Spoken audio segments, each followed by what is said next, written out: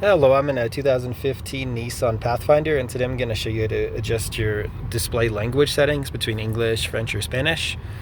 So first, you'll need to make sure the vehicle's on, which this is currently on, and then we'll use these options to toggle between all the menus. So this top one first, we'll use this. So clicked it, and then we'll scroll with that same button till we get to this screen. Now we're going to use this to go up and down, and then push this to enter an option. So we'll scroll down till we get to language, or whatever it shows for you, idioma or whatever, and then we push enter. So enter, and then let's say we want to change it to Spanish. So click down and then push enter, and then it just switched everything to Spanish. Obviously I speak English, so I'll just switch it back. So up, and then enter again. That's it.